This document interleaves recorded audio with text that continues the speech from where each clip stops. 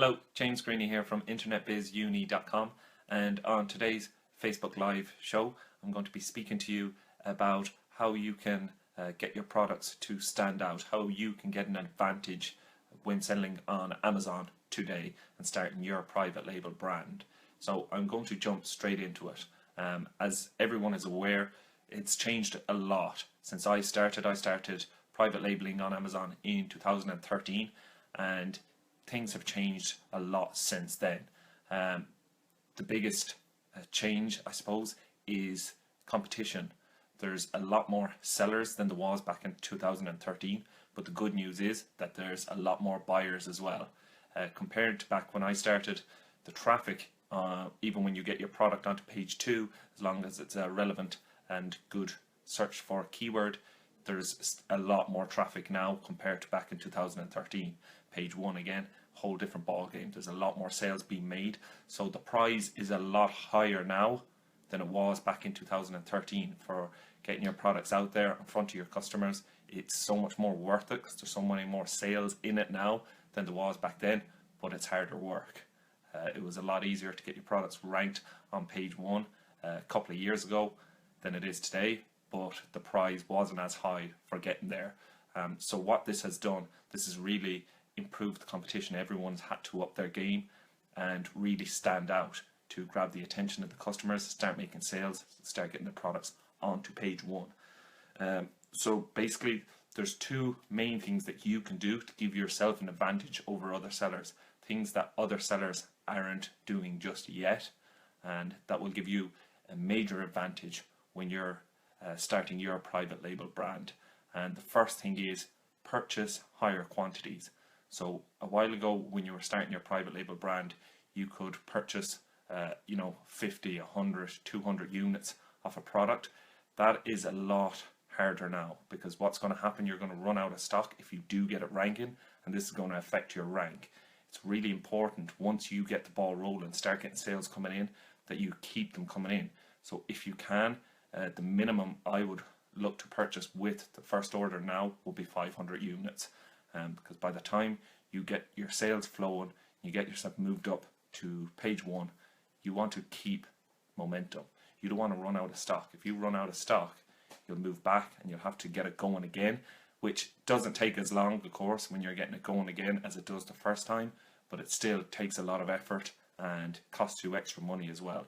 So you should really have enough stock to see you through this first stage and let you flow into the second stage, which is making all your natural sales on page 1.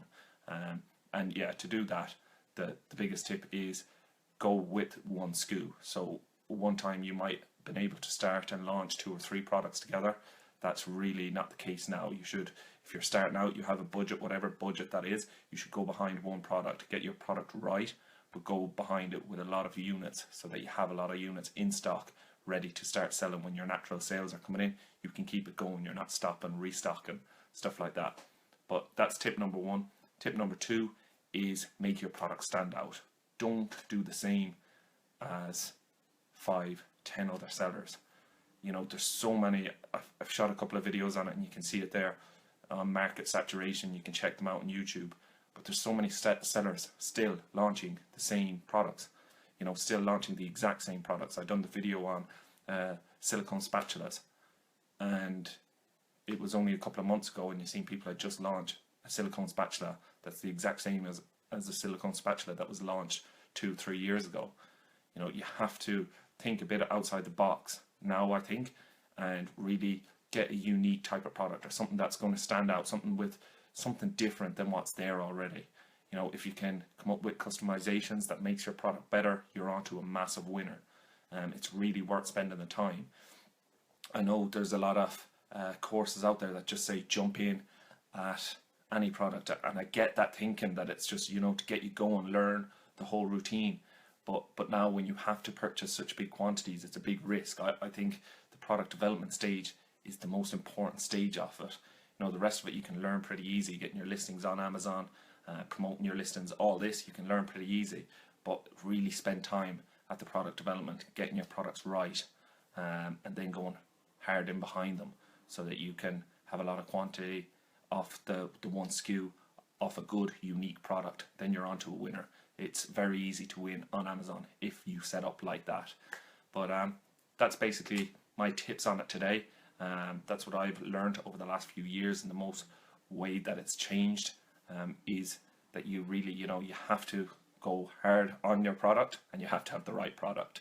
And I know it sounds a lot easier than it actually is, but it's worth putting the work in. There's so many sales happening, so much volume on Amazon now, whether it's amazon.co.uk or amazon.com or any of the other smaller Amazons. They've all picked up. Amazon have just became more of a big name than they were, and they continue to grow all the time. Their Prime members are going up, their amount of customers are going up, and you can be involved in that. If you get your product on front of them, showing up naturally for your keywords, you're onto a winner.